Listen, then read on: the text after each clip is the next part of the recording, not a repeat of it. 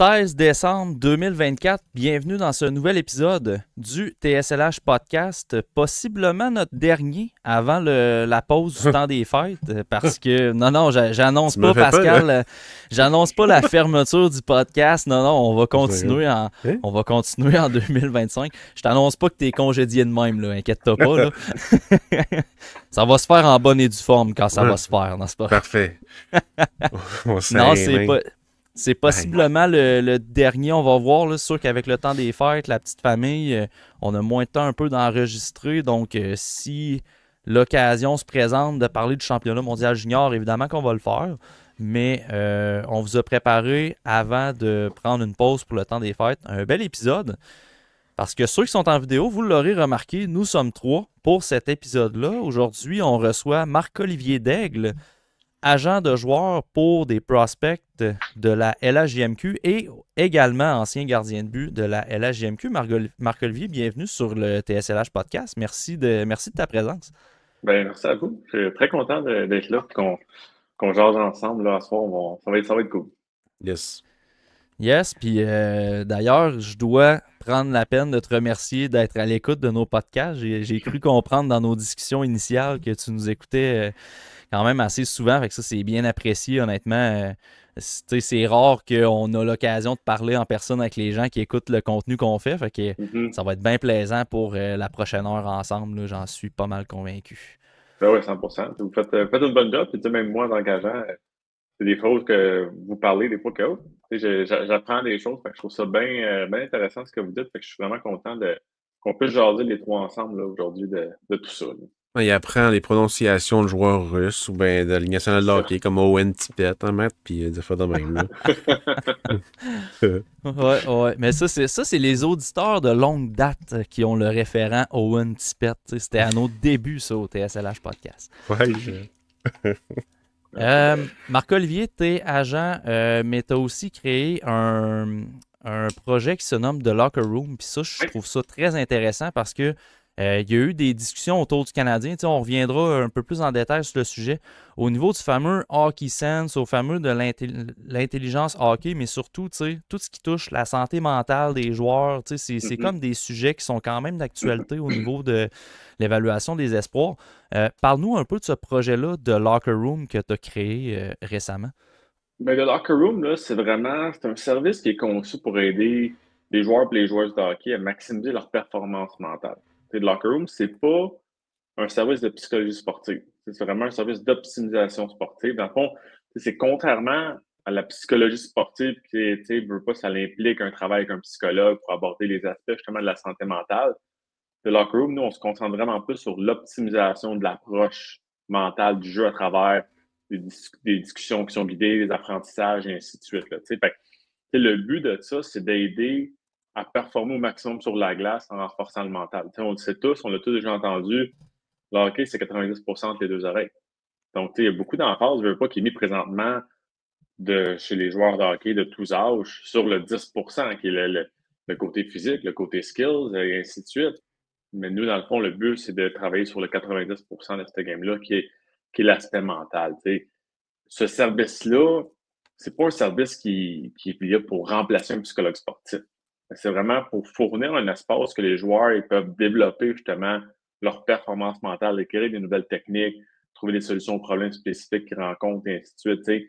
Nous, comment que ça fonctionne, c'est que c'est une fois par mois la rencontre. C'est des rencontres de 5 joueurs qui sont en groupe, en Zoom, en virtuel comme ça, avec un intervenant.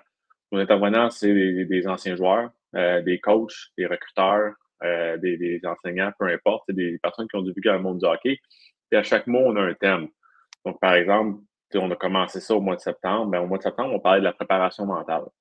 C'est niaiseux, tout le monde le sait, il faut que tu te prépares avant un match. Mais comment tu te prépares avant un match? Qu'est-ce que tu fais et tout? Fait que le but de ça, c'est que les jeunes ensemble, comme nous, si on avait 2 autres personnes, ben moi, je vais parler de comment je me prépare. Puis là, toi, Matt, tu vas dire comment tu te prépares. Fait que juste d'échanger comme ça, ben ça fait en sorte que, hey, lui, il fait ça, peut-être que ça pourrait être utile pour moi, je vais essayer ça et tout. Puis finalement, l'intervenant, il est là pour guider, pour faire comprendre les jeunes. OK, regarde, il y a un peu de teaching là-dedans, mais ça va faire comprendre les jeunes que même s'il y a des situations qui sont difficiles, vraiment, ils ne sont pas seuls qui vivent des choses comme ça. Puis c'est vraiment l'aide entre les joueurs qui y participent, là, qui vont se permettre de grandir là-dedans. Là, fait que c'est vraiment un apprentissage entre pairs pour le côté mental, mais comme tu dis, c'est vraiment des thèmes spécifiques au hockey. C'est pas, on a eu la préparation mentale, on a eu la concentration, on a eu le leadership, la gestion du stress, de l'anxiété. C'est toutes des situations qui sont à chaque jour, les jeunes, faut dealer avec ça. Fait qu'ils apprennent un avec l'autre, puis l'intervenant là, sur comment gérer ces situations-là. Puis, ils veulent pas, plus qu'ils sont confiants là-dedans, ben, plus qu'après ça, sur la glace, ça va mieux. Là. Ouais, puis tu sais, je trouve ça bien, ce genre de situation-là, parce que, tu sais, le discours des coachs change, mettons, dans la Ligue nationale de hockey, parce que c'est ça qu'on a comme référent, change beaucoup. Mentionne que avant, c'était pas comme ça, à ça, c'est comme ça pour coacher les jeunes et tout, puis ce que vous amenez, dans le fond, c'est pour mieux outiller les jeunes, pour mieux, par rapport à plusieurs choses. Fait que, tu sais, toi, mettons, ta vision de la chose, là, de genre, c'était pas de même avant, puis tout. Qu'est-ce qui fait vraiment la différence entre coacher un jeune, v'là vraiment longtemps, v'là 15, 20 ans, puis à cette heure, tu sais, c'est quoi la grosse différence selon toi? Pourquoi le discours, c'est ça de plusieurs intervenants dans le hockey? Ben, tu sais, la grosse différence, c'est que, tu sais, par exemple, moi, j'ai joué junior majeur il y a 15 ans. Tu sais, c'est ça la façon de faire.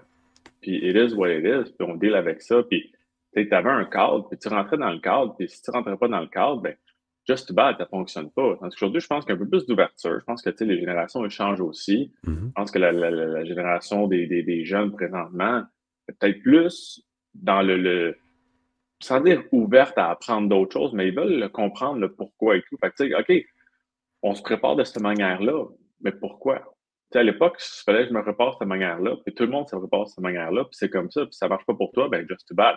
Aujourd'hui, c'est plus d'ouverture, je pense, puis c'est vraiment ça, vraiment le gros changement qu'il y a entre les générations. Est-ce que ça peut être positif? Oui, ça peut être négatif aussi, il veut pas. Des fois, c'est comme, tu sais, c'est pas parce que ça a tout a été comme ça que c'est la bonne façon, mais des fois, il y a des choses aussi que, hey, ça marche, il n'y a pas besoin de tout changer non plus, là, tu sais. Mais c'est ça aussi qu'on essaie dans The Locker Room, de justement faire comprendre aux jeunes qu'il y a différentes manières de fonctionner. Tu sais, dans nos groupes, on va avoir des joueurs qui jouent au niveau bantam, des joueurs qui jouent au niveau junior majeur, des joueurs qui jouent au niveau universitaire. Fait que le joueur universitaire va pas parler de ses expériences, et le joueur bantam va pas dire, hey, OK, si lui fait ça, lui a passé par là, moi, ça peut être quelque chose qui m'aide et ainsi de suite, là, tu sais. Mais je te dirais que la plus grosse différence que moi je vois entre les générations, c'est vraiment ça. C'est qu'il y a un peu plus, c'est pas de l'ouverture, mais je pense qu'il y a un peu plus de réfléchir puis essayer à comprendre puis s'assurer que ça fonctionne pour moi au lieu de juste fitter dans le groupe puis qu'il faut que ça fonctionne pour tout le monde, là. Fait que ça les outille vraiment bien là, pour la suite des Mhm. choses. Ce que veux pas, c'est pour former des.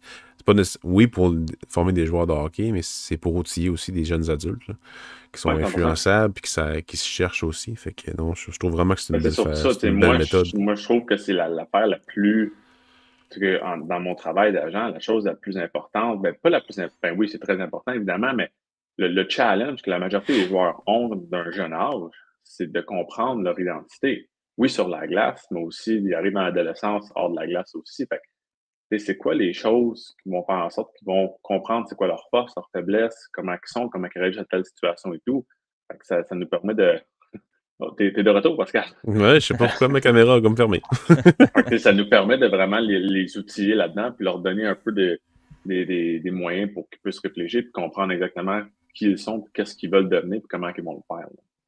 Puis tu sais, sur le podcast, on a souvent parlé de gestion de léthargie. Tu sais, que ce soit au niveau des espoirs, que ce soit au niveau des joueurs de la Ligue nationale de hockey. Tu sais, André Tourigny parlait de la gestion de la léthargie par rapport à, tu sais, la prochaine doit constamment être plus petite pour en venir à aller chercher cette fameuse constance-là.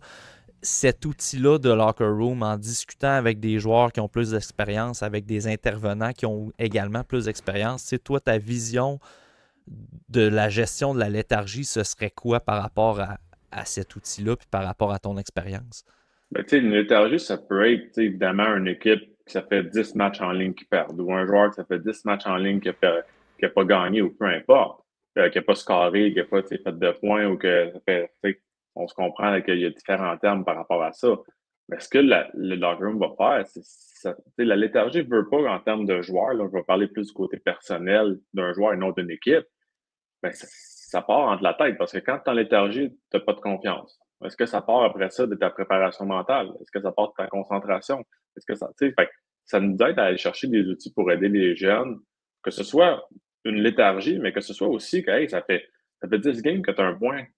Tu sais, les choses vont bien, il faut qu'on garde ce niveau de confiance-là. Comment on fait pour rester confiant? Comment on fait pour rester concentré, motivé, et ainsi de suite? Tu sais, fait que c'est vraiment tout ça où ce que les jeunes ils apprennent peu pas de nos instructeurs, de nos intervenants, mais aussi des autres joueurs dans le groupe avec eux qui en ont vécu des épisodes similaires autant positifs que négatifs.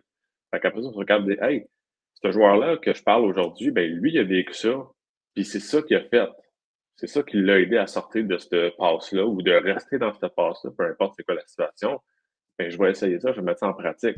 Puis on a tout le temps des clips vidéo qu'on montre d'anciens joueurs et ainsi de suite. Comme, je vais vous donner un exemple, ce mois-ci, on parlait, ben pas ce mois-ci, mais juste le dernier mois, on parlait de justement des choses de concentration, de la motivation, et ainsi de suite. Puis un exemple qu'on avait utilisé, c'était Joe Sakic. Peut-être que les plus jeunes auditeurs, peut-être qu'ils ne savent pas trop c'est qui Joe Sakic, j'en ai entendu parler, j'ai jamais vu jouer, là. Mais Joe Sakic, il a vécu justement une période de léthargie où ça rentrait pas. Puis on s'entend que Joe Sakic était un gars qui produit offensivement. Ben, on était capable de chercher des articles où ce que, tu sais, Joe Sakic, ce qu'il a fait pour s'en sortir, c'est qu'au lieu de focuser à shotter, par exemple, pour scorer dans les pratiques, bien sûr, il a vraiment simplifié la chose, de dire, regarde, moi, mon target, c'est de frapper le gardien de but. Si je frappe le gardien de but, je touche le filet. Si je touche le filet, j'ai des chances de sortir là. Fait que, c'est vraiment des trucs qu'on prend différemment de différents athlètes, de différentes personnes, puis les joueurs qui sont dans l'appel aussi, puis on va chercher des trucs. Fait qu'il y en a un qui a peut-être dit, hey, vois-tu, moi, c'est ça, ça fait 3-4 games que je suis pas capable de scorer. J'ai perdu la confiance. Le bâton, il est peut-être serré un peu fort, mais je vais simplifier ma game. Je vais juste m'assurer de toucher le goal dans les pratiques. Ça va me donner que hey, j'atteins mon objectif. On rebâtit la confiance tranquillement pas vite. Après ça, ça nous donne les outils pour s'en sortir. Là. J'ai l'impression que les Sabres de Buffalo bénéficieraient un peu d'une petite rencontre dans le locker room récemment. Ça se pourrait très bien. Ça se pourrait très bien. On va les accepter sans aucun problème. Les Rangers aussi, selon moi. Ouais, il y en a une couple qu'on pourrait passer. Là. Sans nécessairement dire que il y a une recette miracle. On le sait qu'il n'y en a pas là, dans la gestion de léthargie, puis dans les performances au niveau professionnel, puis même dans la LHGMQ, exemple. Mais y a-tu une méthode ou un conseil qui ressort beaucoup plus souvent, mettons, dans vos rencontres avec votre clientèle de locker room, mettons, que tu dis, hey, pour vrai, moi, mes clients puis les joueurs avec qui je parle, ce conseil-là, c'est mon go-to, c'est ce que je vais leur dire parce que c'est ce qui a montré le plus d'efficacité, mettons. Mais il n'y a pas un conseil en particulier et tout. Par contre, c'est sûr qu'on essaye de faire comprendre aux jeunes que, oui, évidemment, tout est dans la tête. Fait que, c'est comment tu gères tes émotions. C'est sûr que moi, le problème que je vois beaucoup, pas juste avec mes clients agents, mais avec les jeunes que je côtoie, c'est que tout part de la préparation mentale. Tout part de la préparation de match. La préparation, c'est quand est-ce qu'elle commence? Qu'elle commence la veille d'un match, qu'elle commence le jour du match, qu'elle commence la semaine. C'est voir vraiment c'est quoi qui fonctionne pour chacun, mais c'est aussi de laisser le cerveau travailler quand c'est le temps et de ne pas le brûler. Je donne souvent l'exemple à mes clients des fois de dire, regarde, si moi je m'en vais au gym puis je fais 1 heure de bench press non-stop, pas de break, ben, je ne serais pas capable de faire ça.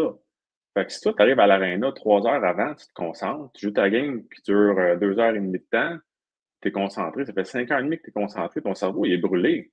C'est là que des fois, tu te dis, hey, en troisième période, il me semble, je fais des erreurs que d'habitude je ne fais pas. Ben, c'est parce que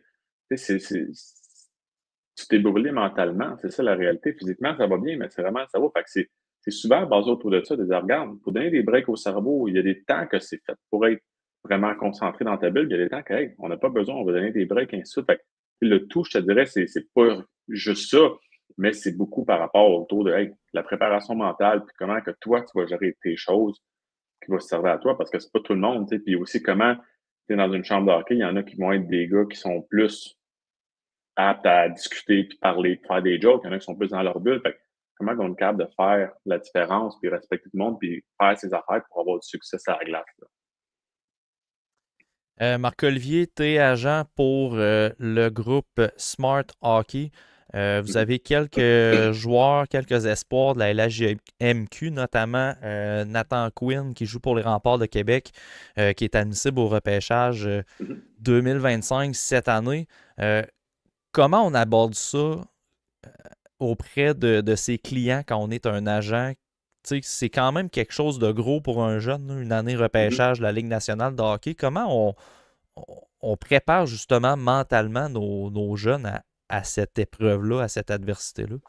Ben, c'est sûr que, tu sais, c'est quelque chose qui est nouveau pour les jeunes. Ils ont vécu, tu sais, la chance qu'on a au Québec, c'est qu'avec le junior majeur, ils ont vécu un repêchage. Qu'est-ce que ça a l'air déjà? Tu sais, oui, il y a le repêchage dans la OHL, la WHL, qui quand même, mais juste le junior majeur au Québec, le show que ça a, ben, ces jeunes savent un peu à quoi s'attendre. Puis après ça, les processus et tout, c'est quand même similaire. Parce que, tu sais, si on prend Nathan Quinn en exemple, ben, tu sais, Nathan, il y a des entrevues avec des clubs de Ligue nationale, il y a des questionnaires, il y a des choses. Fait que oui, c'est un autre niveau que le junior majeur, mais il y a quand même déjà vécu des situations comme ça. Tu sais, moi, ma job là-dedans, c'est sûr que tu sais, c'est de l'aider à gérer l'incertitude, de rester concentré sur lui-même, de ne pas se laisser affecter par ça, puis que ça l'affecte ses games. Tu sais, mais c'est d'aller chercher justement les outils pour lui. Tu sais, on va lui envoyer des vidéos de préparation entre eux, on fait des préparations avec lui pour voici qu'est-ce qui s'attend de toi, qu'est-ce qu'on peut répondre. Tu sais, faut que tu te connaisses, faut que tu sois honnête. Tu sais, voici qu'est-ce que tu peux dire, qu'est-ce que tu ne devrais pas dire. Après ça, c'est de l'aider dans ce cheminement-là. Mais après ça, durant la saison, tu sais, on a beaucoup de discussions avec les recruteurs justement de qu'est-ce qu'ils aiment moins, c'est quoi les ajustements, comment qu'ils le voient pour la suite des choses. Tu sais, que les organisations, oui, on veut se faire repêcher 100%, puis on pourrait dire on peut aller n'importe où, je suis d'accord.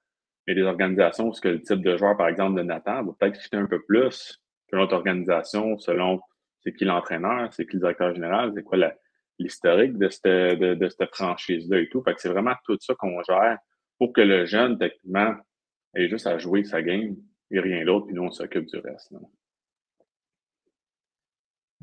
Comment, tu sais, ça, je suis curieux de savoir quand même, tu sais, comment un agent en vient à se dire, OK, moi, ce joueur-là, je veux le représenter, je Mhm. veux représenter ses intérêts, mais je veux aussi, tu sais, ce qu'il y a de mieux pour son cheminement de carrière et tout. Tu sais, comment, à titre d'agent, ça se passe pour approcher un jeune de cette façon-là? Ben, je pense que tout le monde est différent. Moi, dans le fond, comment que je fonctionne, c'est que les plus jeunes qu'on recrute pour les représenter, c'est l'âge bantam.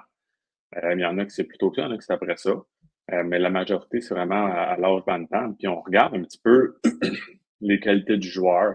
On regarde le gabarit du joueur, on fait nos recherches. Tu sais, c'est plate à dire, mais tu sais, si un joueur est très, très bon, mesure 5 et 6, puis son père mesure 5 et 7, puis sa mère 5 et 2, il devrait pas grandir bien, bien. Puis c'est rendu top. Fait que, tu sais, on regarde les choses, on regarde tu sais, les habiletés aussi. Tu sais, y a-tu un hockey IQ? Tu sais, le hockey IQ, c'est quelque chose qui est l'affaire la plus importante, l'affaire la plus recherchée à tous les niveaux. Tu sais, fait qu'est-ce qu'il y a cette qualité-là? Est-ce qu'il y a il y a des dominantes dans sa game? Tu sais, tu peux être un bon joueur, mais pour passer au prochain niveau, il faut que tu aies les dominantes. Puis, tu sais, c'est quoi la projection que nous, on peut faire avec lui? Tu sais, oui, au niveau bantam, c'est un bon joueur, mais rendu au niveau midget 3, selon ce qu'il y a, ça va être quel type de joueur au niveau junior majeur et ainsi de suite. Fait qu'on fait nos approches comme ça. Puis, évidemment, il y a des joueurs où ça fonctionne très bien. Tu sais, dans l'agence, présentement, on a 5 joueurs sur la liste de repêchage pour la Ligue nationale. Fait que, tu sais, c'est quand même bien. On a quand même fait une bonne job pour recruter ces gars-là.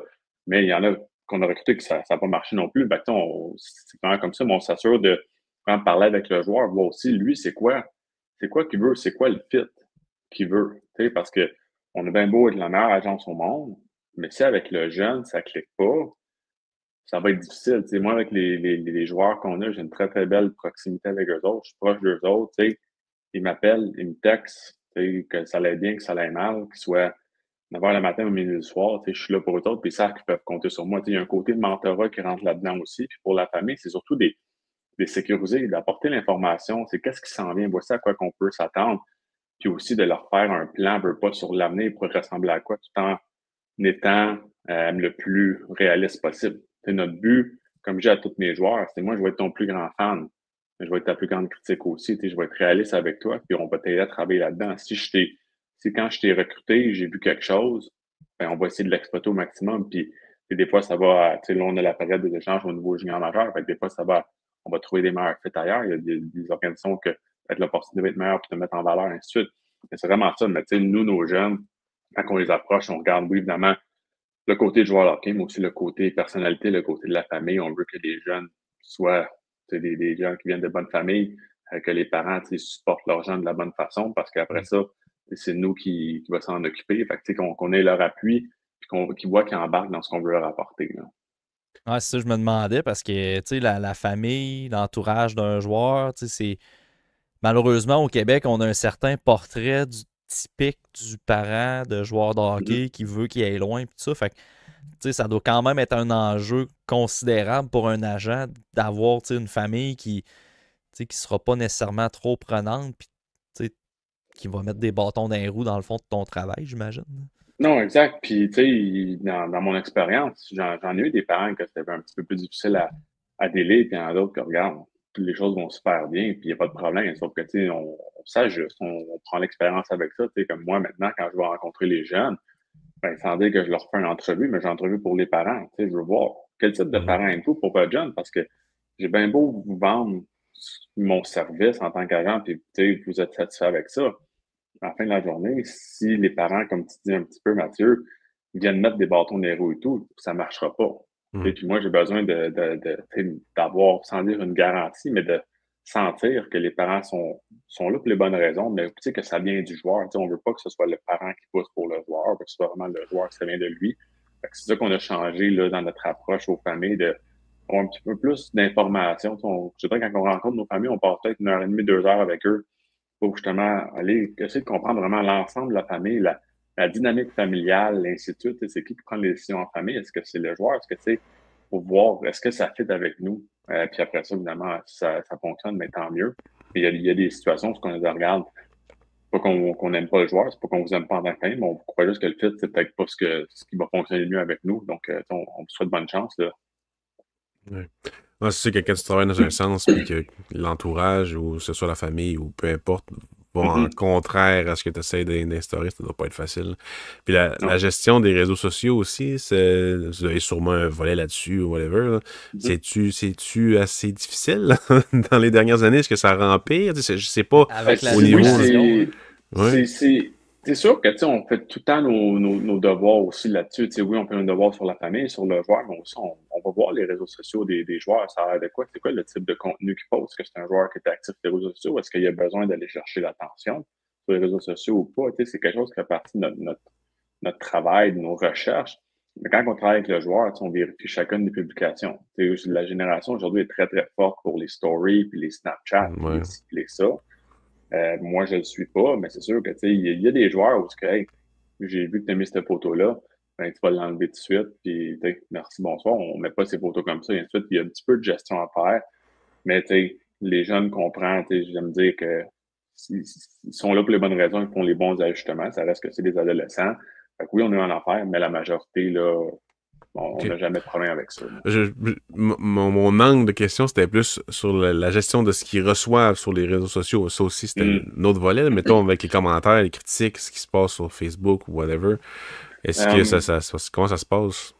Ça, non. Pour l'instant, on n'a pas vraiment eu de cas avec des situations comme ça. On a eu un cas au repêchage junior majeur à Sherbrooke en 2022-2023. Bref. Notre client, Philippe Bayeux, il avait été repêché en première ronde. Puis il y avait une photo qui était, lui avec son chandail, des foreurs sur le stage, et ainsi de suite. Puis, les commentaires, c'était comme, il a pas l'air d'être content à Val d'Or, il va vouloir se faire changer tout de suite. Puis là, le jeune, il est comme, crème, je viens juste d'être repêché. Fait que, on avait pris la situation, on avait été faire un commentaire avec les foreurs de regarde. Moi, je suis l'agent de Philippe, là. Il est super content d'être là. Regarde, c'est une photo qui a sorti, qu'il n'y a pas le gros sourire jusqu'aux oreilles, là, mais il est super content qu'il ait pas, puis je pense que les partisans des Foreurs sont assez contents que Philippe soit content d'être à Val d'Or. Ouais, Maxime Larouche doit être content. C'est notre partisan des Foreurs. Marc-Olivier, tantôt tu parlais date limite des transactions de la LHJMQ, puis on avait un auditeur qui avait une question par rapport à ça. Quand les gens ont vu qu'on recevait un agent de joueur, il y a eu une couple de questions qui ont été écrites dans les commentaires. Puis Simon Limoges, il demandait, quand il y a un joueur de 18-19 ans qui est échangé, comment ça fonctionne au niveau des études? Est-ce que l'agent s'occupe de faire les changements au niveau de l'école?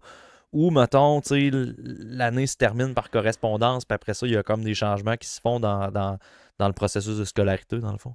Mais c'est vraiment tout du cas par cas, mais c'est pas l'agent qui va s'occuper de ça, c'est vraiment le conseiller pédagogique des organisations qui va prendre OK. ça en charge. Donc, moi, par exemple, j'ai eu un de mes clients, Étienne Desjardins, qui est passé du Cap-Breton au Rempart de Québec aujourd'hui. Donc, c'est sûr qu'Étienne, dans le temps au Cap-Breton, il faisait le cégep à distance. Mais là, à Québec, il n'y aura pas nécessairement besoin de faire le cégep à distance, mais on va regarder son horaire, on va regarder où il y en a dans ses cours, on va parler avec le conseiller pédagogique. Et si on juge que c'est mieux qu'en présentiel ou que peu importe quoi la situation, ben c'est le conseiller pédagogique qui va s'assurer que l'inscription soit faite, que le choix de cours soit fait selon l'horaire et tout. Mais c'est vraiment, oui, nous, on regarde pour le jeune et pour la famille, mais tout ce qui est les démarches officielles, c'est les conseillers pédagogiques là, des organisations qui vont s'occuper de ça. Puis ça, chaque équipe en a, dans le fond, des conseillers Oui. pédagogiques comme ça. C'est-tu une exigence de la Ligue qui fait qu'ils ont ça, des conseillers comme ça? Je peux pas confirmer à 100% que c'est une exigence, mais je dirais que oui, là, toutes les équipes en ont un, ça c'est sûr à 100%. OK. Fait que c'est pour ça que je dis, est-ce que c'est une exigence ou pas?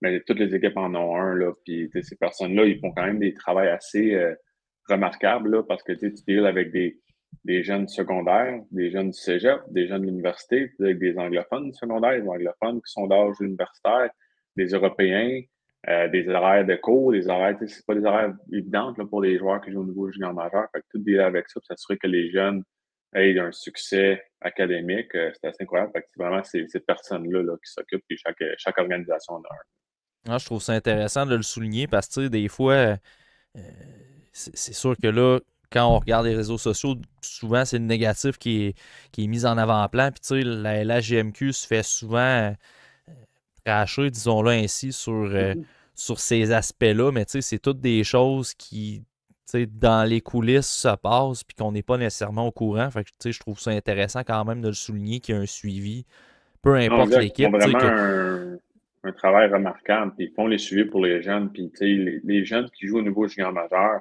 ont vraiment tous les outils pour réussir. C'est ça. Que C'est ce soit à vraiment. Val-d'Or ou que ce soit à Québec, dans les gros marchés ou les petits marchés, c'est pas à négliger. C'est intéressant de voir que c'est le même partout. Là, Non, exact, exact. C'est vraiment comme ça partout. Puis à la fin de la journée, comme moi, j'ai eu un peu cette mentalité-là, que tu joues à Val-d'Or, que tu joues à Québec, que tu joues au Cap-Breton, que tu joues à Victoriaville, peu importe l'organisation, si tu es un bon étudiant et tu fais ce que tu as à faire, avec ce que le junior majeur te donne comme outil, tu vas réussir. Et puis, si tu n'es pas un bon étudiant, c'est sûr que ça va être plus difficile, mais si tu n'es pas un bon étudiant et tu ne joues pas junior majeur, ça va être plus difficile même si tu n'es pas un athlète. Puis si tu es un bon étudiant, que ça revient au même. Fait que oui, c'est un peu plus de discipline à avoir parce que tu es sur la route, ainsi de suite. Mais les jeunes, ils ont les outils pour pouvoir réussir. Puis je pense que le taux de réussite au niveau des athlètes au niveau junior majeur est assez élevé. Tant qu'à être dans le sujet de la scolarité, Marc-Olivier, je suis curieux de t'entendre là-dessus.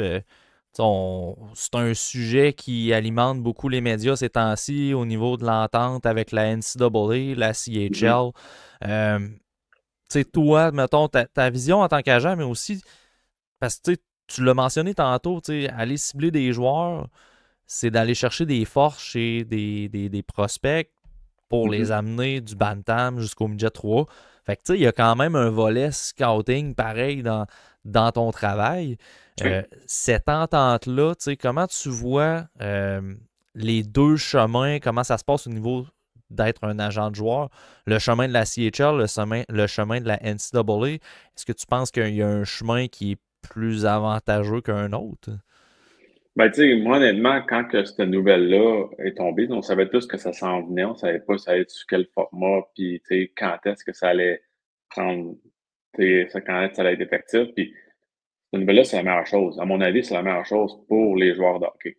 Parce que, il y a peut-être différents points de vue, puis je les respecte aussi. Moi, dans mon opinion, c'est la meilleure chose parce que ça permet aux joueurs de se concentrer sur sa progression de joueur, par exemple, au niveau junior majeur, puis ensuite d'aller faire ses études au niveau de l'NCAA. L'NCAA, c'est un excellent niveau, puis ça va l'être encore plus maintenant que les joueurs du niveau junior majeur y ont accès. Mais c'est un niveau qui est très, très fort, où ce que, c'est entre la East Coast, la ligne américaine, là, tu sais. Fait que c'est un niveau qui est très, très, très fort. Donc, ça va permettre aux joueurs de dire, regarde, moi, je vais me développer dans le meilleur circuit au monde pour les gars de 16 à 20 ans, qui est le niveau de la CHL, le junior majeur, le Québec-Maritime, l'Ontario et l'Ouest canadien. Fait que je vais pouvoir me développer cette manière-là.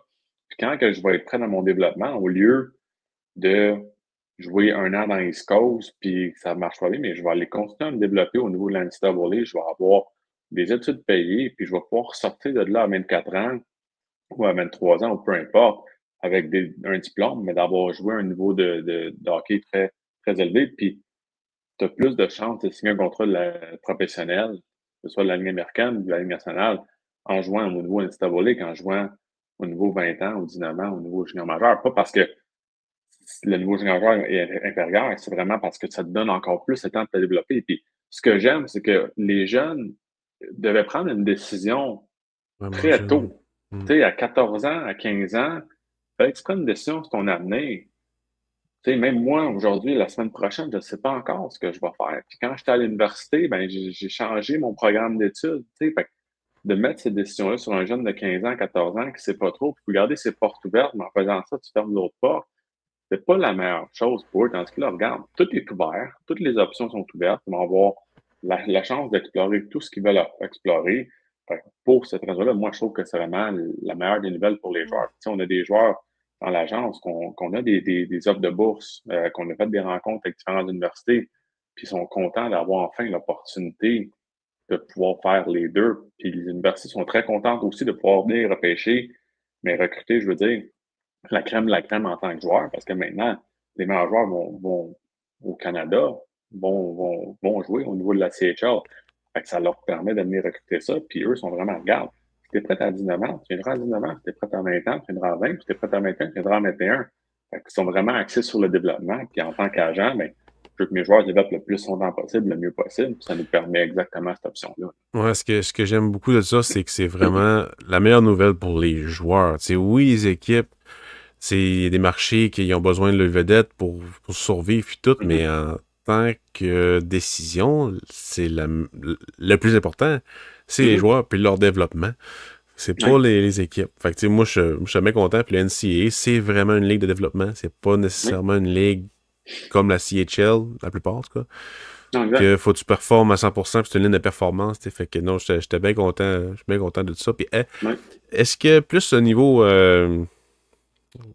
Bref. Est-ce que ça a sorti la fenêtre de signature? Y a-t-il des détails par rapport à ça? Parce que tu sais, un joueur qui est repêché dans CHL il y a 2 ans pour signer, dans NHL, est-ce que... Ouais, non, il n'y a pas eu de nouvelles à propos de ça. Je sais que c'est quelque chose qui va être discuté au prochain CBA au niveau de la Ligue nationale, la convention collective qui est due cet été ou en tout cas, dans la prochaine année, je ne me trompe pas. Ouais. C'est un des sujets. Parce que, évidemment, si tu joues au niveau junior majeur, tu t'es repêché de 2 ans, mais si tu as un commitment, tu aurais 4 ans techniquement. Donc, où est-ce que ça va aller? Ils vont avoir un équilibre que ça va être 4 pour tout le monde, 3 pour tout le monde, 2 pour tout le monde. Je ne sais pas encore, mais c'est quelque chose qui va être discuté là, lors de cette réunion-là. Ça serait une maudite bonne affaire aussi, parce qu'encore là, ça leur rajouterait des bonnes options pour les joueurs. Tu sais que je suis pas à l'aise en anglais. Mettons au Québec, je suis pas à l'aise trop en anglais. Tu sais, à l'école, je suis pas le meilleur, mais je suis un très bon joueur de hockey. J'aimerais mieux rester dans les LHJMQ puis me développer là, mais je vais avoir 3 ans ou 4 ans pour signer. C'est vraiment le best pour les équipes. La Ligue nationale de hockey aussi, là. T'as pas mal plus de marge de manœuvre. Puis pour les équipes qui cumulent des pics, des joueurs, ben t'as pas mal plus tendance à prendre un Européen, ben un gars de la USHL. Là, ben t'as le pool du Canada au complet qui va être là pour toi. Fait que moi, je trouve vraiment que c'est le temps. Ça va te laisser le temps de... Évidemment, on va voir ça va être quoi le terme qui va être. Mais si le terme est un 4 ans, comme ça l'est présentement pour les joueurs au niveau de la NCAA, ça va te permettre de laisser tes joueurs se développer. Au lieu, des fois, il y en a qui signent des contrats un petit peu trop tôt, puis sont montés un petit peu trop tôt, puis ça les brûle. Tu sais, là, regarde, prenez le temps de vous développer, on va avoir le contrat. Inquiétez-vous pas. Quand tu vas être rendu prêt, on va signer le contrat, et ainsi de suite. Au lieu d'avoir le 2 ans, puis hey, si je le signe pas, ben il va se faire drafter par quelqu'un d'autre. Tu sais, ça va enlever peut-être cette situation-là. Là. Puis pour les gardiens de but. Ouais, pour les gardiens. C'est encore plus long de se développer. Là, fait que, bonne nouvelle. C'est clair. Puis tu sais, ils ont parlé longtemps de c'est comme des rumeurs qui reviennent par-ci par-là de faire le repêchage peut-être avec des joueurs un an plus vieux, de grands, allonger peut-être d'augmenter l'âge d'admissibilité exactement pour le repêchage de la Ligue nationale, mais là, en donnant la possibilité aux équipes de signer avant 4 ans des joueurs de la CHL, honnêtement, tu viens un peu de régler ce problème-là. Tu n'auras pas besoin de rusher rien. Puis, 100%. Moi, en tout cas, je trouve que c'est une bonne idée. Puis, comment je voyais ça, c'est que la NCAA peut devenir l'espèce de... Parce que je trouvais qu'il y avait constamment un trou noir pour les joueurs de 20 ans qui sortent de la CHL, puis qu'automatiquement, tu vas dans la Ligue américaine, puis les équipes ont tellement de contrats que des fois, là, tu te retrouves dans la East Coast ou de quoi de même. Tu dois aller jouer en Europe. Je trouve que là, ça vient donner ça vient combler cette espèce de zone-là, un peu tampon entre ton junior et le hockey professionnel pour justement continuer de te développer parce que veux pas... c'est bien beau le hockey, mais il y a une majorité de joueurs qui font pas carrière dans le monde du hockey. Fait que si tu as la possibilité de poursuivre ton développement pour peut-être faire une carrière, mais en plus de te donner un diplôme pour t'assurer peut-être une carrière après ta carrière, je pense que c'est le meilleur des mondes. Il y a quelque chose là-dedans. Quand on parle de les études, c'est important parce que si le côté hockey ne fonctionne pas, même si le côté hockey fonctionne, puis tu joues 10 ans de temps ou 15 ans de temps, tu peux avoir du temps à vivre, là. Oui. Il reste du temps à passer. Puis combien d'agents vont dans les médias ou deviennent...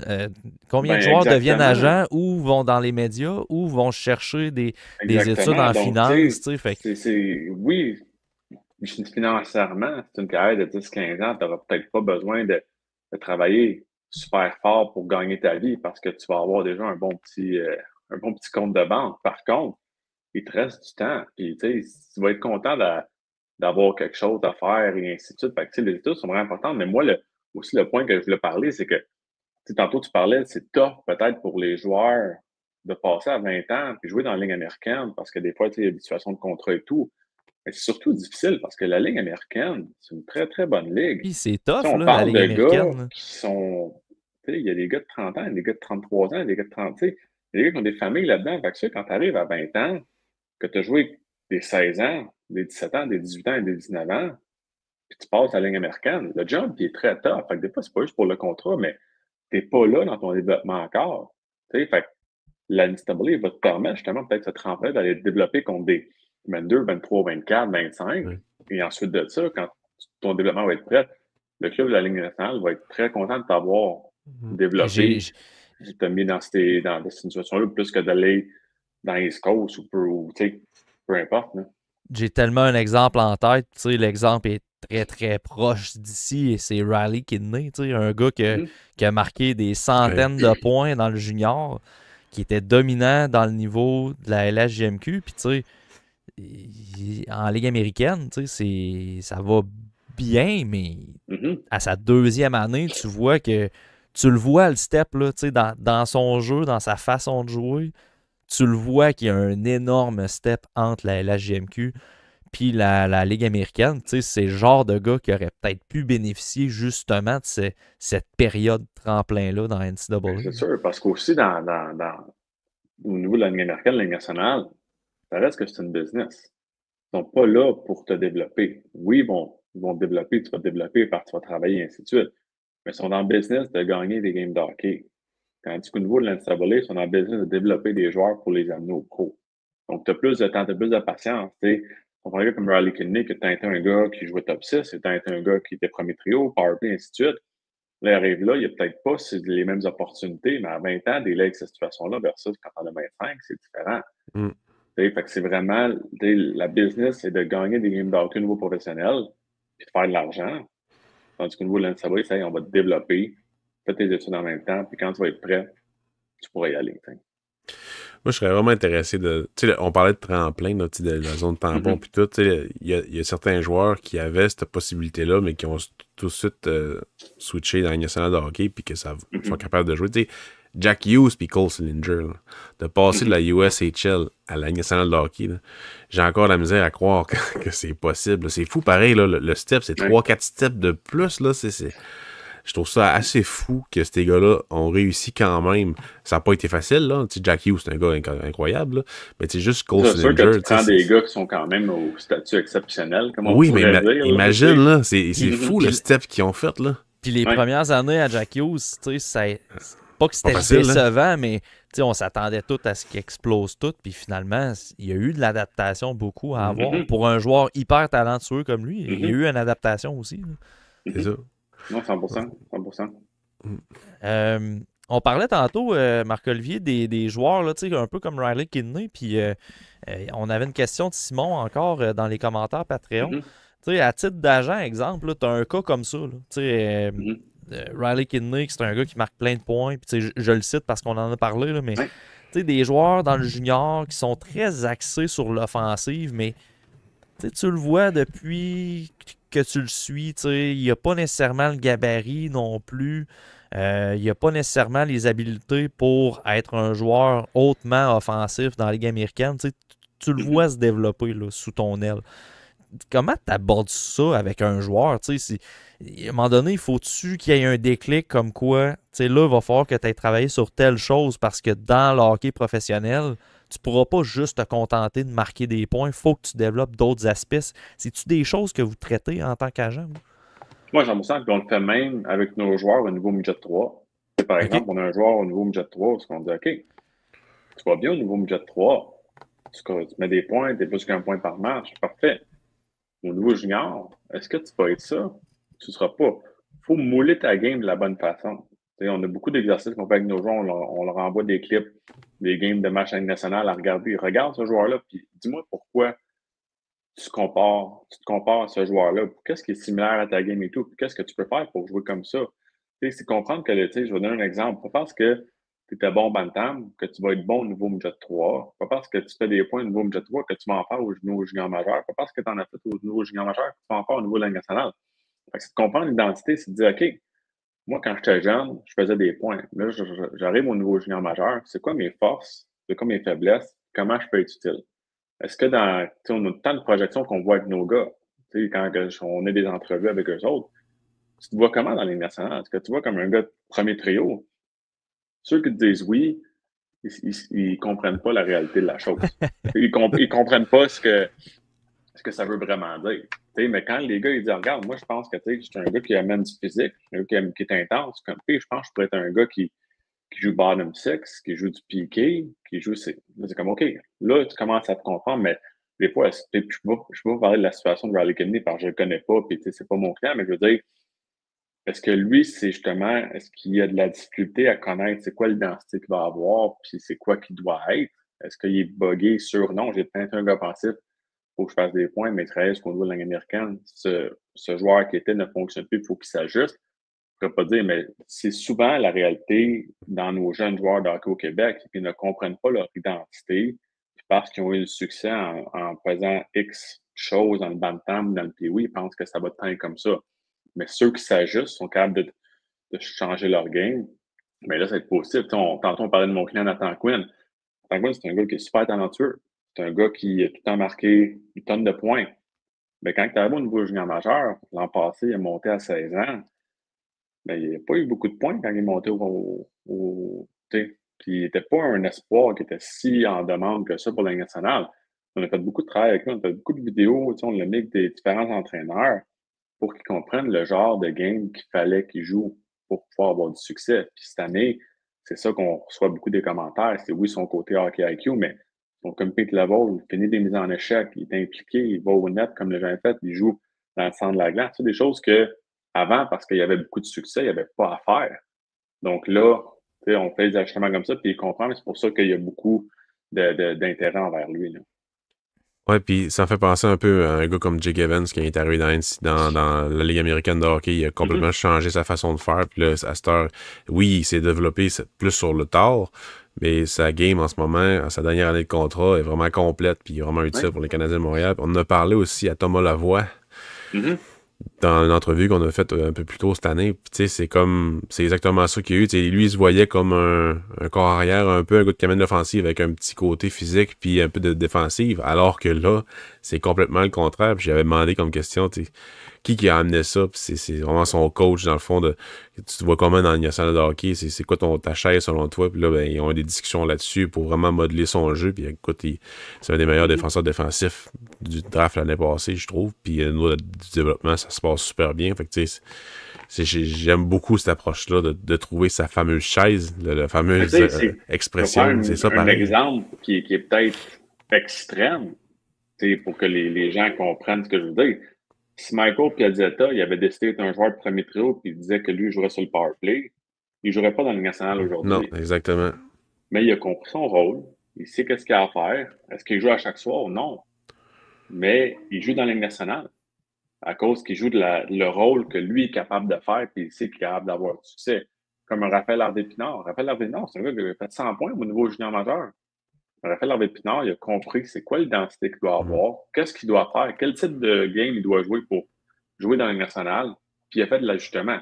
S'il avait resté dans sa tête qu'il doit être un gars de 100 points au niveau de la Ligue nationale, il ne jouerait pas dans la Ligue nationale aujourd'hui. Fait que c'est vraiment ça, les jeunes, il faut qu'ils comprennent le type de game qu'ils peuvent avoir, qu'ils peuvent aller au prochain niveau. Ça va leur donner des chances. C'est ça qui est en train de se passer avec un gars comme Arbor Xhekaj aussi, puis son petit frère. Arbor le Canadien le voyait comme un gars offensif, puis dernièrement, ce qui s'est passé, c'est qu'ils ont regardé plus des games d'un gars comme Brendan Dillon, dans le fond, vraiment plus défensif, puis il développe sa game défensive. Qu'est-ce qui se passe depuis 3 semaines? Il est rendu steady sur la ligne, puis il est utile au Canadien de Montréal. Fait que, c'est trouver sa chaise. C'est vraiment ça, pareil. Le mot, c'est « trouve ta chaise ». Lane Hudson, je pense pas qu'il a la chaise de jouer un défenseur robuste défensif. Hey. Il y a même quelque chose d'autre. Hey! Lane Hudson, c'est le bébé du TSLH podcast. Là. Oui! Non, mais je pas rien de négatif. Ben non, mais c'est ça pareil. On est entièrement d'accord avec ce que tu dis, honnêtement. Ouais. Mais tu sais, c'est ça. Il faut que ça parte quand même du joueur. Il faut que le joueur ait une certaine maturité de dire OK, tu sais, je suis plus le joueur qui va produire 100 points. Il faut que je me développe en quelque chose d'autre. Un joueur faut que tu l'aies en toi aussi. Il faut que tu l'aies en toi. Il faut que tu sois capable de faire des gens. Parce que moi, j'ai bien beau te dire, hey, Pascal, tu veux jouer en national, il faut que tu commences à donner plus de mise en échec pour faire ça. Ça aussi. Mais non, mais tu comprends, si je dis un jeune, hey, il faut qu'on joue plus une game qui est robuste, une game qui est plus physique, il faut qu'on finisse plus de mise en échec. Le jeune, beau dire oui, mais il faut que ça soit en dedans de lui-même, qu'il soit capable de le faire. S'il n'est pas capable, il n'est pas capable. S'il ne l'a pas, il ne l'a pas. C'est une introspection aussi que les partisans doivent faire aussi par rapport à des prospects ou à des joueurs. C'est comme si tu attends que ce soit un joueur de premier trio, mais de première. C'est ça aussi, en tout cas. C'est quelque chose que beaucoup de gens doivent comprendre aussi. 100%. C'est ça qui est le fun quand pour moi, Pascal puis les gars au TSLH Espoir, c'est ça qui est le fun quand on regarde un prospect puis on se dit, oui, il produit offensivement, mais quand je le regarde, c'est le premier en échec avant en fond de zone. C'est le gars qui va utiliser son corps pour séparer l'adversaire, pour enlever la rondelle. T'sais, dans les petits détails, des fois, qui paraissent pas sur la feuille d'alignement, des fois, on tape un peu sur le clou là-dessus. Puis, au final, ça démontre qu'un joueur est capable d'amener quelque chose d'autre que son offensive. Puis, tant qu'à parler du Rocket de Laval, je pense qu'une des bonnes transformations qu'on voit présentement, c'est Jared Davidson, après sa première saison. C'est un gars qui produisait vraiment offensivement dans le junior, mais à sa première saison dans la Ligue américaine, oui, il était blessé. C'était plus tranquille offensivement, mais moi, je me souviens dans le junior, pour en a parlé dans le podcast aussi, c'est un gars qui avait une petite touche rugueuse pareil. Il était tannant en échec avant, il était tannant pour soutirer la rondelle de l'adversaire, puis là, subitement, avec le Rocket, ça va bien. On dirait que c'est justement ce petit déclic-là. Dans le cas de Jared Davidson, c'est arrivé. Son ajustement de la game junior versus la game pro, puis je pense qu'il a justement compris c'est quoi la game qu'il doit jouer pour avoir du succès. Et quand tu comprends ça, t'es en business, là. T'es sur la bonne voie. Exact. Marc-Olivier, moi, j'ai une bonne question à te poser, là, qui est un peu plus personnelle. Non, mais dans le sens que au TSLH Espoir, j'aime regarder les gardiens de but. Je fais des décomptes de gardiens de but à chaque repêchage de la Ligue nationale de hockey. je ne suis pas nécessairement un ancien gardien de but parce que j'ai arrêté à tombe 2B à cette position-là. Là. Mais là, j'ai la chance de parler avec un gardien de but qui a joué universitaire, qui a joué dans le junior majeur. Comme ancien gardien, comme agent de joueur qui, par la bande, doit regarder des espoirs et tout. C'est quoi la chose la plus importante à regarder chez un gardien de but au niveau de son développement? Qu'on sait qu'un développement de gardien, c'est excessivement long, mais c'est quoi la chose, toi, qui t'accroche le plus comme gardien de but à regarder? Ben, c'est sûr que le côté agent, vraiment, ça va être la taille du gardien de but. Tu sais, si on veut se rendre au niveau de la Ligue nationale, si t'es pas CC2 et en haut, ça va être très difficile. Fait que ça, mais sinon, quand on regarde nos jeunes gardiens de but, on sait pas, tu sais, oui, on va regarder les parents et tout, mais le compete level, tu sais, le fight que le gardien de but a, tu sais, si il est prêt, si on voit qu'il est prêt à arrêter la puck avec sa tête, puis qu'il va se lancer de manière ou d'une autre, qu'il est tout, prêt à tout faire pour arrêter la rondelle, ça, c'est un bon indicatif. Ça veut dire qu'il compete, il y a du fighting. Puis après ça, s'il est coachable. Parce que la position de gardien de but, faut que tu te fasses coacher. Faut que tu sois capable de recevoir des commentaires. Faut que tu sois capable de faire les ajustements. Fait que, si tu as ces deux choses-là, pour nous, c'est les priorités. Oui, tu peux avoir une très bonne technique. Tu peux avoir, tu sais, être bon en sortie de filet, avoir une bonne mitaine, être bon dans tes retours et tout. Mais c'est des choses qui peuvent te faire travailler. Fait que si tu as du compete, ça te tente d'arrêter rondelle, puis que tu es coachable, on a quelque chose à faire. Là. J'imagine que ça doit être quand même dur, par exemple, si vous commencez à regarder les joueurs Bantam, d'évaluer la courbe de progression physique d'un gardien de but, ça doit être un enjeu assez difficile à faire là, pour son développement, j'imagine. Oui, c'est pas évident. Puis, c'est souvent des gambles. C'est sûr que on est capable d'aller chercher un peu d'informations via si les parents sont grands ou pas. Mais en fin de la journée, ça garantit pas rien non plus. Mais si le jeune est coachable, il a du compete, on va dealer avec le 16 après. Parce que d'un autre côté, oui, pour la nationale, par exemple, la taille, c'est très important. Mais à la fin de la journée, ils veulent des gars qui arrêtent les rondelles. Fait que nous, on va s'assurer qu'ils arrêtent les rondelles le plus possible. Puis c'est comme ça qu'on va faire. Mais oui, on regarde les affaires de base, mais si on voit qu'un jeune, il a du compete, il a une bonne attitude, un body language qui est impeccable et tout ça devient très intéressant. Là. Faut que ce soit un Russe de plus de 6 pieds 2. Moi, c'est mon critère. Non, ben c'est drôle que tu dis ça, mais c'est sûr qu'aujourd'hui, la position de gardien de but, on discute avec beaucoup de recruteurs nationaux par rapport à des gardiens de but. Puis il y en a que, un de nos clients, c'est Samuel Richard. Puis Samuel Richard, il a joué pour les Huskies de Rouyn-Noranda. Oui, c'est vrai. Samuel Richard, il a gagné, il a été nominé pour gardien de but de la CHL au niveau junior majeur. Il a gagné que UNB, joueur de l'année, recrue de l'année, le champion national, et ainsi de suite. Puis c'est un gars que, on s'est battu beaucoup avec l'équipe de l'Alexandre pour lui donner une chance parce que c'est un gars qui est à 6 pieds. C'est pas un gars qui est à 5 et 8. C'est un gars qui est à 6 pieds, mais c'est pas assez grand. Puis il est persévérant. Puis Sam, tu vois, il est coachable. Il a un bon body language. Il se comporte comme un pro. C'est un gars qui a fait aussi 3 camps de la Ligue nationale. Parce que quand les gens ils le voient puis ils parlent avec lui puis ils le côtoient, ils réalisent que OK, ce gars-là, comme on pourrait dire, c'est pro material. Là. Ça doit être fâchant, par exemple, de constamment devoir vendre un client en sachant pas que c'est perdu d'avance, mais qu'il y a une espèce d'ancrage chez les dirigeants de la Ligue nationale que à 6 pieds, t'es barré de la liste automatiquement. Oui, c'est tough. C'est très tough, c'est frustrant. Puis l'affaire, je te dirais qu'au niveau de l'internet, ça s'améliore de plus en plus. Okay.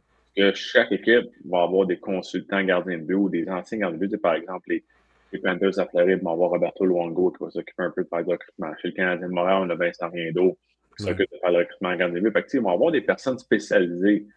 Fait que l'opinion de ces personnes-là vaut quand même pour beaucoup. C'est pas juste un scout qui connaît pas des gardiens de but qui va les juger. Fait que, ça l'aide un peu à ce que les joueurs sont capables de se faire vendre. Et puis nous, évidemment, quand on vend nos gardiens de but, on parle avec ces personnes-là.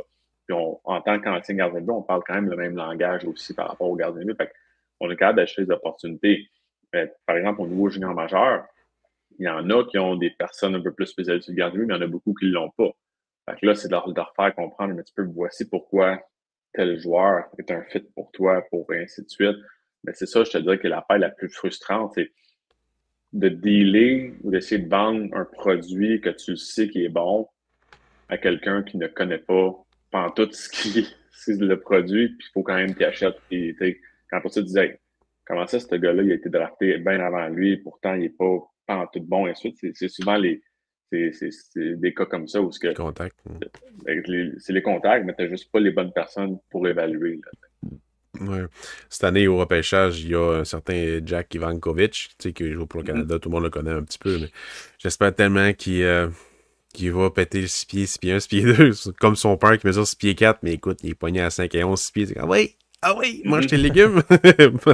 C'est chiant pareil, mais c'est ça pareil. C'est quelque chose qui est frais dans son cas. Ouais. Oui, il y a un UC Saros à Nashville qui ne mesure pas 6 pieds et qui est excellent, mais il n'y en a pas 52 comme lui. Là. C'est ça. Ouais. Dustin Wolf fait bien à la date. Là. Il risque de nous faire mentir. Là. Moi, sur le podcast, Devon Levi puis Dustin Wolf, c'était deux que j'avais mes réticences par rapport justement au gabarit. Savoir si ça allait les limiter. Mais pour l'instant, dans le cas de Wolf, ça va quand même assez bien. Fait que, ça se pourrait, oui, que la vapeur elle change de côté à un moment donné. Ouais, pour les défenseurs, on revient un peu à ce qui était il y a 10 ans. On dirait que le discours a comme un peu changé. Mettons, il y a 10 ans, ça disait, la seule affaire qu'on veut, c'est des défenseurs qui sont capables de sortir la puck, être mobiles. Puis là, on dirait que l'ancienne mentalité d'un gars de 6 pieds 3, 6 pieds 4 revient. Est-ce que c'est des vagues, tu penses, ou bien c'est vraiment plus dans ça qu'on s'en aille? Je pense que c'est dans ça qu'on s'en va. Parce que, la Ligue nationale, c'est une game qui est tellement rapide, qui est tellement axée sur l'exécution et tout. Puis, pour enlever le temps et l'espace, il faut que tu sois physique. Si tu regardes des clubs comme Vegas quand ils ont gagné, comme les Panthers quand ils ont gagné, tu regardes les Bruins, ils ont eu de la difficulté, mais regarde la manière qu'ils ont bâti leur défensive, des gros gars tough, mean, que tu veux pas jouer contre eux. Puis même, je regarde, par exemple, au niveau junior majeur, la défensive des Vultures de Drummondville l'an passé, c'était bâti, c'était des gros bonhommes. Et ça s'en va là-dessus parce que c'est tough de jouer contre ces gars-là, puis contre ces gars-là, puis en enlevant le temps et l'espace pour l'autre joueur, c'est sûr que quand t'as un gars 6'3", 210 livres qui vient vers toi, ça te tente un peu moins d'aller dans le coin. Fait que ces gars-là, c'est rendu la chose. Puis ils veulent des gars qui sont capables de jouer tough, qui sont capables de compter, puis de l'avantage physique. Là. Mais tu sais, je me fais, mettons, l'avocat du diable. Puis tu sais, à l'inverse, c'est pas un peu ironique parce que le hockey de plus en plus est axé sur la rapidité. Puis en offensive, parfois, on est plus rendu avec des petits joueurs rapides avec des habiletés. C'est pas un peu ironique de pencher vers des gros défenseurs qui parfois vont peut-être un peu plus manquer de mobilité, mais en même temps vont aller chercher de la portée justement pour enlever de l'espace? Je comprends 100% ton point. Puis tu as raison, mais je pense que le but, c'est d'avoir une équipe qui est équilibrée. Si tu as 6 Lane Hudson, je pense pas que le Canadien gagne beaucoup de games. Non, c'est ça, défensivement, mais pas défensivement. Puis je pense pas que si le Canadien a 6 Jack Eye, il gagne beaucoup de games non plus. Exact. Fait faut que tu aies un équilibre, mais c'est sûr que si tu es capable d'avoir des défenseurs qui sont robustes, qui jouent contre les trios l'autre bord, des styles shutdown, là, ça devient quelque chose d'intéressant. Il faut que tu aies un bon équilibre, mais je comprends ton point, parce qu'on veut amener du jeu rapide, puis fast pace, et ainsi de suite. Mais de l'autre côté, on a ça pour contrer. On a les gros gars qui sont un peu moins mobiles pour contrer ça. Oui, c'est sûr que la portée, le 16, d'aller, comme on pourrait dire dans le terme d'hockey, d'aller piner un gars dans le coin, de le laisser sur le bord de la bande, puis hey, tu bouges pas, ou gagner ta bataille en avant du filet. C'est sûr que l'aspect physique va avoir l'avantage. C'est vraiment pour ça qu'un gars comme Anton Silayev était vraiment vu haut. Puis des gars vraiment mobiles, puis en plus d'être gros et d'être fort, sont excessivement mobiles. Tu sais, Anton Silayev, c'est pas un gars qu'on aimait énormément au TSLH Espoir, mais on reconnaissait lui, quand même sa valeur. Ben ouais, c'est son IQ, mais tu sais, une équipe de la nationale de hockey voit ça, voit le potentiel de contrer l'adversaire excessivement mobile et tout. Pour une équipe, ça a vraiment beaucoup de valeur. Fait que c'est comme. C'est à ce point de vue-là, des fois, que nous, on a de la misère à faire la part des choses parce que on n'a pas ça nécessairement. Oui, bâtir une équipe, on est plus là pour l'individu que vraiment bâtir une équipe de la nationale. Oui, c'est ça, parce que c'est sûr que comme Matt, tu viens de dire, son IQ. Mais l'équipe de la nationale ne le draftera pas pour que ce premier défenseur qui run le power play va le drafter pour son shutdown avec l'IQ. il devient plus sans dire que c'est pas important, il en faut, je veux pas, mais ça n'est pas la variable la plus importante, là. Puis là, on prend encore Lane Hudson. Lane Hudson, il n'a pas d'IQ. Oublie ça. Mais son IQ est tellement surélevé aux autres qu'il n'y a pas besoin d'avoir l'aspect gabarit pour pouvoir être correct, là, Exact. Marc-Olivier, on a vu passer dans l'actualité la nouvelle chose que la LHJMQ veut apporter l'année prochaine, puis c'est le match des espoirs de la LHJMQ. Puis quand la nouvelle a sorti, en ce qui me concerne, je trouvais l'idée très bonne, de mettre en avant-plan les talents d'ici, puis que les recruteurs de la Ligue nationale puissent justement voir, parce que là, le match de la CHL contre le programme américain, c'est les meilleurs au Canada. L'ancienne mouture de ce match-là, c'était entre les 3 ligues au Canada. Là, on a juste les joueurs de la LHJMQ. On veut promouvoir les talents d'ici. Mais on a décidé de faire ce match-là le 13 septembre. Pour l'instant, selon Stéphane Leroux, ça pourrait changer, mais moi, c'est la date qui me bug énormément. À ton avis, est-ce que on s'est peut-être avancé? Je veux pas te mettre dans une mauvaise position, mais moi, personnellement, je trouve que la LHJMQ a annoncé peut-être ça trop vite, puis a pensé bien faire, mais avec cette date-là, il y a un enjeu de est-ce que les recruteurs vont être présents? Les joueurs, on va se fier sur la liste de l'année passée, dans le fond.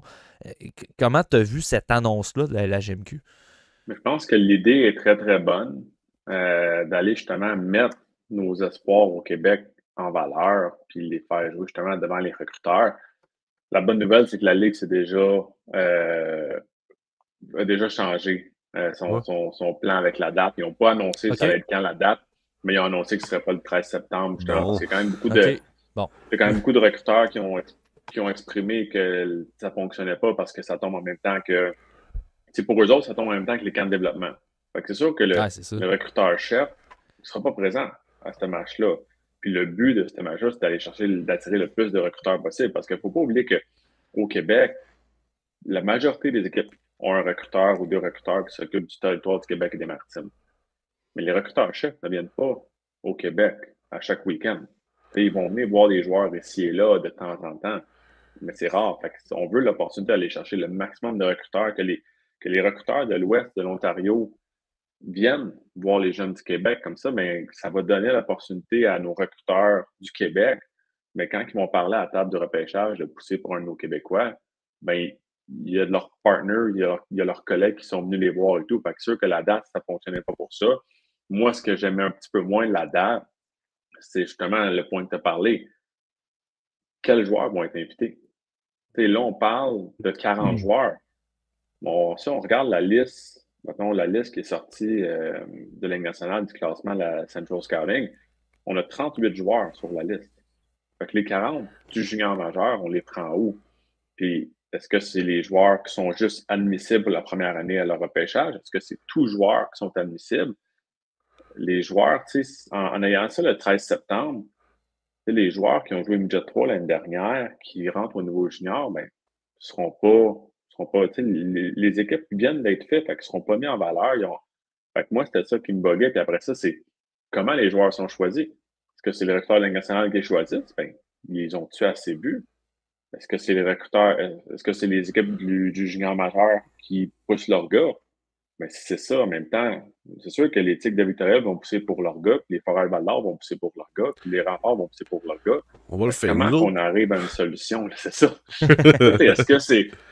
Non, mais tu sais, faut trouver ce moyen-là aussi de savoir comment on met les gars, parce que c'est quand même un événement qui est assez important d'avoir la chance de participer à ce match-là.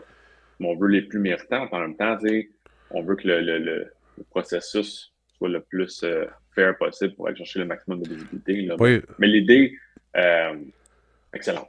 Ah oui. Pas évident de trouver une date parce que, tu sais, novembre, t'as l'U17, t'as beaucoup de Fire Nation, de Four Nation aussi, durant toute l'automne jusqu'à Noël. Noël, t'as le WGC. Après ça, c'est en janvier que ça commence à être plus calme un peu, mais c'est tard pareil, janvier. la Ligue d'Ontario fait le même type de match, mais le 15 janvier, je crois, ou le 13, là, mais c'est à la mi-janvier. Fait que si tu t'arrimes, c'est la Ligue canadienne. Là, je veux dire, tu peux t'arrimer avec les autres ligues. Ligue de l'Ouest fait ça, exemple, la 2e semaine de janvier. La OHL fait son événement un petit peu plus proche. Puis la GMQ en fait un plus proche. Ben là, tes recruteurs de la Ligue nationale, ils ont un voyage au Canada à se taper dans l'année, mais ils vont avoir fait les 3 ligues, les 3 matchs des meilleurs espoirs. C'est payant en matière de visionnement. Mais ça, c'est mon avis. J'ai aucun poids là-dedans. Là. Non, mais ton idée est excellente. Puis d'après moi, il faut que ce soit fait un petit peu comme ça. À l'époque, on avait le match de la Subway Series avec les Russes et les équipes d'All-Star de chacune des ligues. Les recruteurs se déplaçaient sur le territoire de la Ligue majeure du Québec pour les matchs contre le Québec. Ben, il y allait vers l'Ontario et l'Ouest. Les cédules étaient arrangées. Puis il n'y a pas un week-end qu'il n'y aura absolument rien qui va venir en ligne de compte. Par contre, c'est un événement qui est d'une grosse importance, comme le match des meilleurs espoirs contre les États-Unis. Il y avait d'autres matchs à travers la Ligue qui se déroulaient, puis il y avait d'autres choses. Mais tu vas où ce que la priorité est allée. Il faut juste trouver, moi, le but de la date. C'est sûr que dans le cas d'entraînement de la Ligue nationale, c'est pas le bon timing. Mais après ça, moi, l'idée de janvier, j'aimerais ça parce que ça donnerait la chance aux joueurs de se faire voir en début de saison. Ça donnerait peut-être la chance aux recruteurs de dire, regarde, nous, on va sélectionner 40 joueurs que nous, on veut voir dans ce match-là, compétitionner les uns contre les autres. Fait qu'il y aurait la chance de vraiment se faire connaître, d'avoir joué une demi-saison, de s'acclimater, voir, il y en a qui c'est peut-être de nouvelles équipes, c'est peut-être des échanges, whatever. Fait que ça leur donne vraiment un bon gap pour dire, OK, là, je me sens confortable, je suis capable de jouer ma game, je sais c'est quoi, et j'ai les meilleures chances d'être sélectionné pour cette partie-là. Exact. Marc-Olivier Daigle, agent pour le groupe Smart Hockey, créateur du Locker Room également. Pour vrai, très agréable discussion avec toi, avec Pascal. On va refaire ça assurément pendant la saison. On apprécie bien gros tes prises de position. Puis en même temps, nous, ça nous fait quand même apprendre des choses, veux pas, par rapport à l'observation des espoirs et tout. Fait que vraiment content d'avoir partagé ce moment-là avec toi. Puis merci d'avoir apporté ton expertise sur le podcast pour cet épisode-ci. Ben, pour vrai, merci à vous. Ça a été super le fun, super trippant. Comme je dis, moi, je suis un fan déjà de votre émission. Fait que de participer et de jaser live avec vous autres, c'est vraiment cool. Puis, j'espère justement qu'on va avoir l'opportunité là, de le refaire et de parler de différents sujets. J'amène un point de vue qui est différent en tant qu'agent. Fait que c'est cool de partager ça puis que les auditeurs voient aussi un petit peu de fois comment nous, on voit la chose, puis ainsi de suite. Fait que non, c'est vraiment, encore une fois, merci pour l'invitation. C'est vraiment cool. Yes, donc merci à ceux qui étaient à l'écoute. Puis on va souhaiter à nos auditeurs de joyeuses fêtes. Puis à vous aussi, messieurs, de joyeuses fêtes avec la famille si on se rejase pas d'ici Noël. Puis ben voilà, on va se revoir, chers auditeurs du TSLH Podcast, dans un prochain épisode. Merci à tous. Salut tout le monde.